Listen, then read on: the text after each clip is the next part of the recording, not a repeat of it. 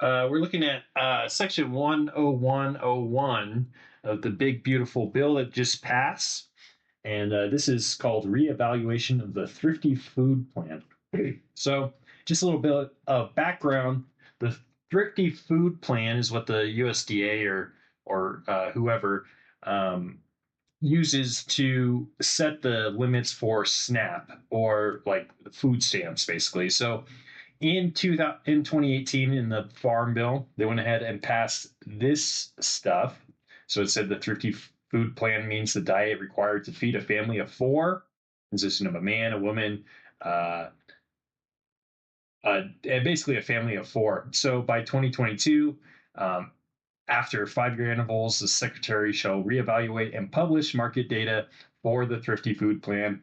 And basically, this stuff goes all the way back to like the 40s and FDR and whatnot. So basically, what it originally said, and this is the current law getting replaced by the new law, is they wanted to make a household size adjustment scale, make cost adjustments to the plan for Hawaii and Alaska, make cost adjustments to the plan in Guam and the Virgin Islands, and then reevaluate the plan every so years and whatnot. And so here's what the new law states, and it's basically just meeting off these goals for the Thrifty Food Plan. And so, in general, Section 3 of the Food and Nutrition Act of 2008, otherwise known as SNAP benefits or food stamps, is amended by striking subsection U and inserting the following. So, if you see, this is subsection U in the original bill, and this is what the new one will say. So, the Thrifty Food Plan.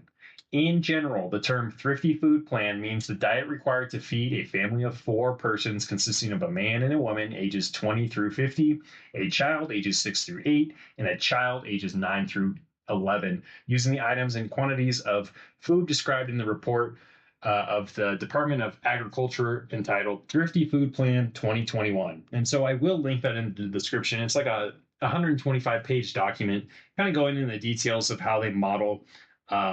Basically, it says we have a market basket that this is what the average household spends in America on groceries on a monthly basis, on a weekly basis, and then it sets the SNAP benefits based on the Thrifty Food Plan.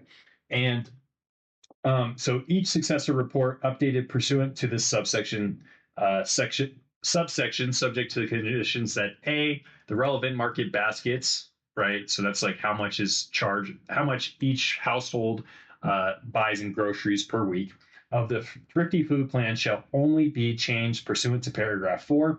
So that's down here. B, the cost of the Thrifty Food Plan shall be the basis for uniform allotments for all households, regardless of the actual compensation of the household. So that was kind of saying there's like some discrepancies between lower income and higher income. So they kind of grouped it all together in their models. It gets kind of technical. I'm not an expert on it. You can really, if you really want to deep dive into it, you can go ahead and read that report from 2021. And C, the cost of the Thrifty Food Plan may only be adjusted in accordance with this subsection. So here's kind of what this was saying. It said make a household adjustment scale, basically. And so it's based on for a four-person household, right? And so if you have a three-person household, you have a little bit less. So if you set the rate at $100, it would be $79 for a three-person household, $30 for a one-person household, right? This is for SNAP benefits. And it actually goes all the way up to an 18-person household. So under this condition, so a household's nine.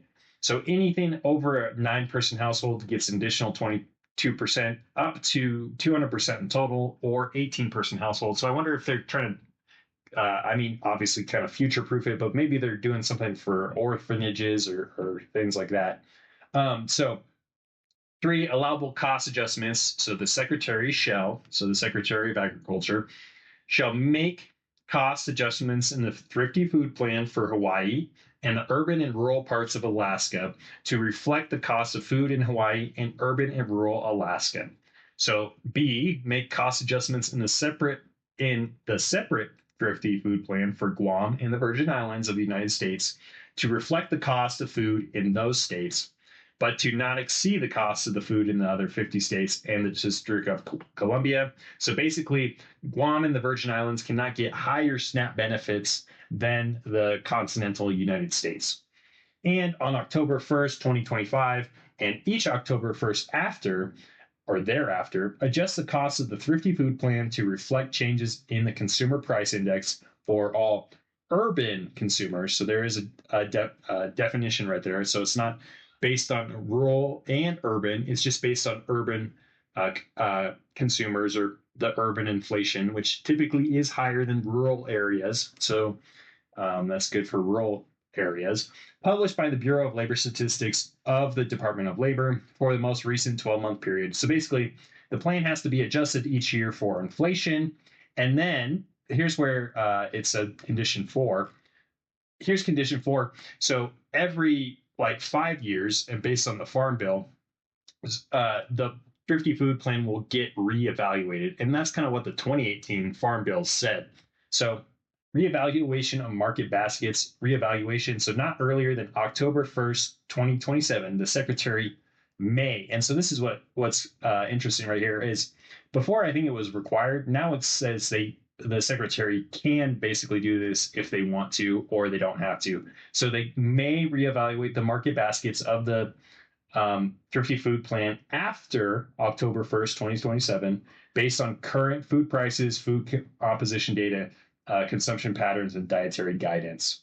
And then it has to be cost neutral. So cost neutrality, so the secretary shall not increase the cost of the Thrifty Food Plan based on a reevaluation under this paragraph. And so that goes in a line with the stuff in the past. So basically the Secretary of Agriculture cannot increase the amount of benefits that SNAP receives. They must just evaluate it based on the market conditions and then adjust it for inflation. And so they kind of have an option after 2027 to adjust it again if they would like to. And then I guess they don't have to ever do it again or not. So not a SNAP expert, but this is kind of what this is saying. This right here kind of just is legal or jargon to say that things of the act are moving around basically. So like you move a line of code up here and there. So this section is pretty straightforward. Basically, all it's doing is taking the conditions from the current law and updating it accordingly. So this not, and then you kind of have this sliding scale. And so this is to set SNAP benefits.